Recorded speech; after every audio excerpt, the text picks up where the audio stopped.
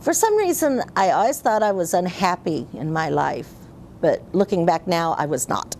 You know, I don't know what I was thinking, but I always thought I was unhappy, and I wanted everybody to be happy. So I just liked making everybody happy, and the clowning made people happy. When Maudie Flippen joined Clown Alley on Ringling Brothers and Barnum and Bailey's newly formed Blue unit in early 1971, she became the second female graduate of the Ringling Clown College to perform on the big one. Peggy Williams was the first. Her Ringling Brothers Red unit left winter quarters in Florida only a month before. During this interview, Maudie Lou discussed how she got her clown name, how she connected with the greatest show on earth, and with her future husband, Dutch Bayless. When I graduated from high school, I went in the Air Force. So I was called, you know, you have the tag Flippen. So I was nicknamed Flip then. Okay. And so I was always called Flip then. And so when I decided, several years later, when I decided I wanted to be a clown, I thought, well, I'm already named Flip the Clown. I was interested in performing, and every time I would perform and I had like a good crowd, I'd like ad lib and get in trouble. And so then I went, there was a circus in town. I was in the Air Force, so I was, a circus came to Omaha, Nebraska, and I was stationed at SAC there, Offutt Air Force Base. And they had the clowns, and I thought, well, that's ad-libbing. I didn't realize it's not that much ad-libbing, but, you know, at the time I thought, oh, I could do that. So I got interested in it. And then at the time, you know, there was no way, no clown college or anything then, so I just sat down and tried to learn on my own how to do the makeup and all that. And then every time a circus or anything, anybody needed a clown, I'd volunteer. I'd say, I'll do it, I'll do it. And then a lot of, like then I got with Ringling, I volunteered for them the one time, and they were saying, oh, well, they don't hire girl clowns anymore. And I thought, oh, yeah. So that wasn't going to stop me. And then they were telling me that there was this clown college going on, and so as soon as the show left, I quick packed up stuff and left and went to Venice, Florida, and then went in and says, okay, I'm here, something. And I showed up like maybe 2 weeks late. And Bill Ballantyne was in charge, and so he said I could go ahead and stay. He wouldn't have me graduate, so if I wanted, then I could apply and come back the following year. So that's what I did. I stayed and did it, and then I went out with George Hannaford Jr. Went out with his act for a while. They had like a semi where they kept the horses in the back, and they had like a bunk room in the front. So I had like a bunk bed. But it was, the hardest part is I'm a slow eater. And they'd stop at truck stops, and you had to quick, you know, to get back on the road again, you know. So I had to learn to gobble down my food. But I was on a diet, so that helped too. So I didn't have that much time to gobble down much food. And so I lost weight, and we'd practice. I would practice like trapeze stuff just to build up my muscles and things. But I knew I was going back to the clown college, and they knew I was going back, that I wasn't, you know. That's how come they didn't really put me in the act, because they knew I was just there filling in time. And they needed like an extra body. And then the following year, then I applied, and then was officially accepted and went and I think it was 8 weeks long then. This was like the second year. They had a yoga class where we'd meditate. We'd have to lie down and then concentrate and meditate, and we'd all fall asleep. And so right away they changed it to the very last thing we learned that day, because they couldn't get us up and get us doing anything because we were all sound asleep.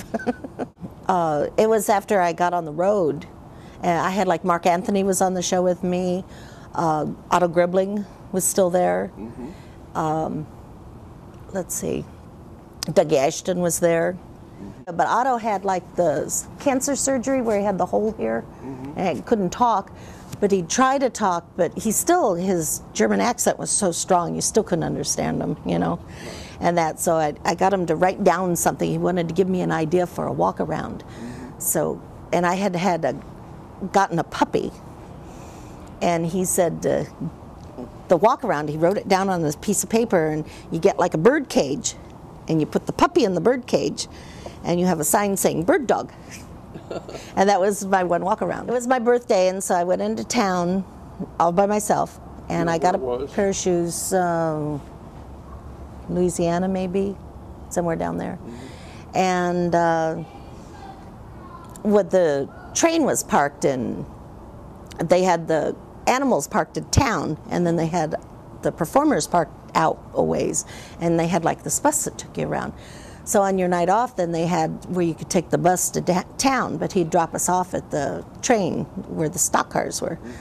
And so I was waiting for the thing, and Dutch came up and talked to me and that, and when it was my birthday, and so he went and got a warm bottle of cold duck, and so we drank it, and then...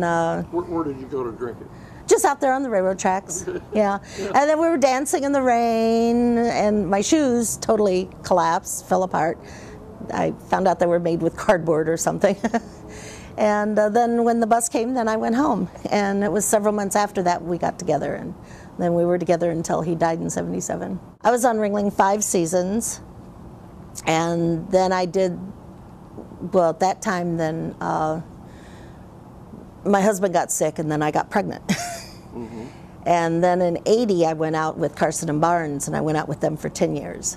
But like in between, I'd do like shrine dates and little things. But on Carson Barnes clowned. I just was a clown, and they let my mother clown, and my sister came at the time. My sister was out of work, and she came with me, and she clowned. And then we had, the first day, we had Maudie Lou clown. She was only 3.5. She totally stole the show, so that was it. She couldn't clown anymore. I know one year I was able to do a clown band, which I liked. Did you play an instrument? I had, yeah, that winter I went and I learned how to play. A clown band, everybody doesn't really have to play an instrument, but you need the trumpet player to do the tune. Yeah. So you have that clown band tune, so you have the real tune, but you have all the weird other notes. And I did my 2 songs. It was Blue Bayou and When the Saints Go Marching In. On trumpet? On the trumpet, and I took lessons, and I said, that's all I want, just want to know how to play those 2 songs. A lot of the clowns I had, the one year, they didn't have too many clowns, and so they let me use big toppers for clowns. And of course, they had to get up and put the tin up, and then clown, and then take the tit down, so they had it hard. But they would get a little extra money, they'd be clowns. I left Carson Barnes at the end of the 1990 season. And, then I went to Orlando and got a job at Disney. I worked at Disney in wardrobe. My knees went bad. All the years of clowning, my knees went bad. In '95, I had my knees replaced. They were so bad. And then in 2000, they went bad. One of the few knee replacements that went bad. And my left foot, I couldn't move. I couldn't do any of this with it. And so it was either lose my job or take the early retirement. And at the same time, my mother was getting bad. So I thought, well, okay, it's time to stay home, take care of her. And do you see circuses when they're in the area? Sometimes I do. A lot of times it's hard on me. I don't know. It's sad. But you miss it? I miss it. But I couldn't do it. I miss it because, not because I'd like to go do it, but because I know I can't do it.